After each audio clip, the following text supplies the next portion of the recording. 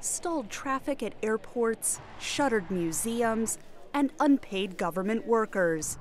Scenes from a partial government shutdown that could be repeated if the president and Congress don't reach a deal on his demand for a border wall.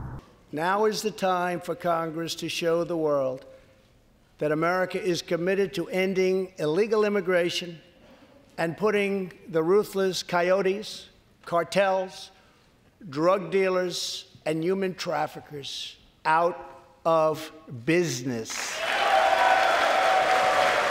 The president agreed to fund the government for 3 additional weeks until February 15th, giving a bipartisan committee of lawmakers time to find a compromise.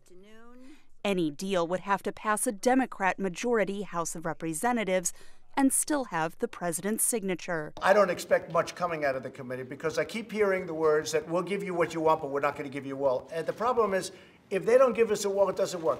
House Speaker Nancy Pelosi has signaled she may be willing to support funding for some border fencing, the latest technology, and more personnel at ports of entry. But Democrats are standing united against funding for the wall Trump supporters want, and the president has repeatedly promised since the days of his presidential campaign. 30% of his base is with him, but 70% of Americans still believe immigration is a good thing for this country. People do not believe we should have a wall at the southern border. President Trump could accept a compromise to avoid the unpopular options of shutting down the government again or declaring a national emergency at the border to secure funding for a wall.